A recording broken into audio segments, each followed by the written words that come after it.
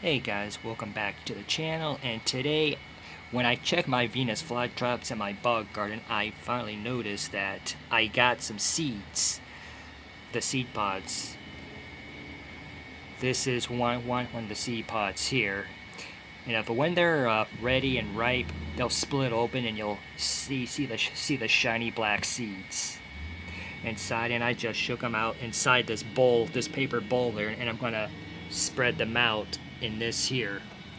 This is typically used to start like a regular seeds in for like your flowers or your vegetables and so forth. But I'm using it to sow my carnivorous plant seeds. Um, some people might say, "Oh, I can get flytrap seeds or any kind of carnivorous plant seeds online, like at Amazon." I'd recommend that you do not, because 98% of the time, the seeds you find for sale on sites like Amazon and maybe probably at eBay, it's all a scam. Especially the blue sundews and fly traps. Don't buy those seeds. Or save your money, because if all you're just gonna be doing it just to yourself, it's just getting ripped off. Real Venus flytrap seeds here, they're they're tiny, they're black, and they're teardrop shaped. And if your seeds do not look like this, I'm trying to zoom in a little bit here. If your seeds do not look like this, you're scammed. They're small, but not as tiny as like a, let's say, a Drosera seed. Most Drosera seed are so small, it's like dust. I got my peat moss, my peat moss and my perlite mix here, and I'm ready to start planting.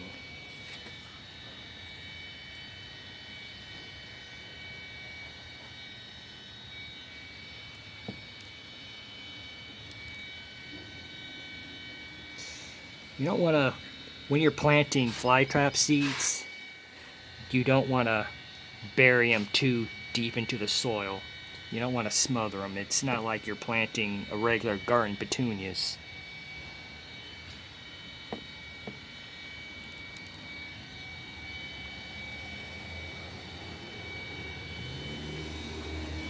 And also, the fresher the seed,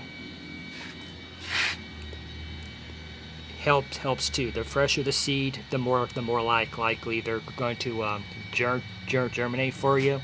And the and the in those little kits that you find with for like the flytrap terrariums, I would not buy those. Those are actually real flytrap seeds, but if you just don't know how old those seeds are, they can be a year old, 10 years old, 5 years old. You just don't know, and and chances are they probably will not even germinate for you. On occasions, they will germinate, but more often than not, they just won't.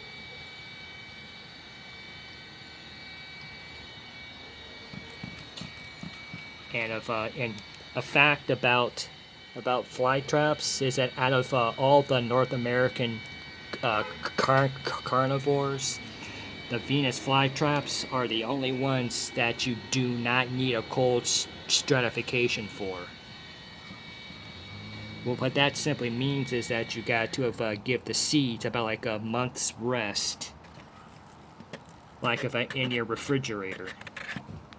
You don't need peat moss. You can just take like a moist paper towel, spread the seeds on, let's say, a Sarracenia on it, on them, moist it, like spray it down with like distilled water, wrap it up, put it in a plastic bag, and stick it in your fridge for 4 to 6 weeks. That goes for about all your Sarracenia, their hybrids, the cobra lily, the temperate Drosera. Fly traps are the only ones that don't need to be stratified like this. As soon as you see as soon as you get your legitimate flytrap seeds, either from your own plants or if you buy them from, let's say, the International Carnivores Plants Society, or just a grower that you may happen to know, you can just plant them up. You might want to skip the first dormancy for them. That's what I'm probably going to do with these guys when they start to sprout, because I don't think they're going to be firmly established enough yet.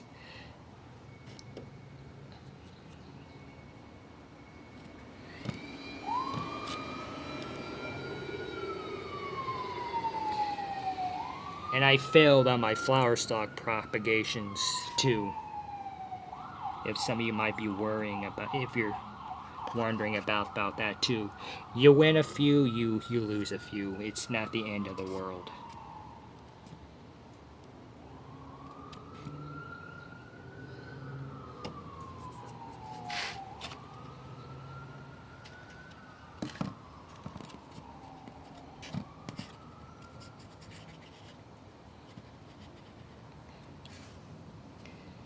And the fun thing about sowing fly traps from seed, this is my first time doing it with my own seeds from my own plants, is that if every so often you can notice something unique among the plants themselves, which could be the next cultivar. Just spray these down to make sure the seeds get in there.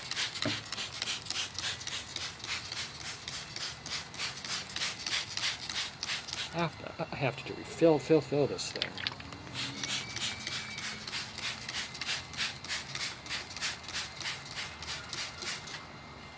I still got plenty of flowers left.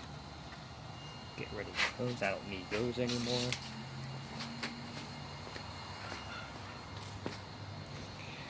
They were on a few of these plants right here. Like here, I just snipped them off with a pair of scissors. All of those are probably going to develop into fly trap seeds right there. And here's another flower. Right there.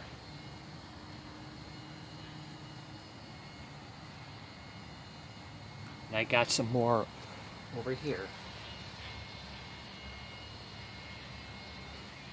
And my Drosera capensis is flowering. If any of you are wondering what sundew flower, Drosera capensis are supposed to be able to self-pollinate, so we shall see. I wasn't successful last year in getting seed from these guys, but we shall see about this year. Okay, that should cover it for this video. If you liked the content of this video, please consider leaving a like, subscribe, drop a comment if you have any questions, and I shall see you next time. I'm going to have to clean up this lid here.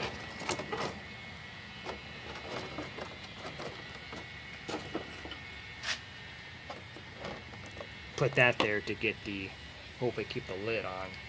And I will see you next time.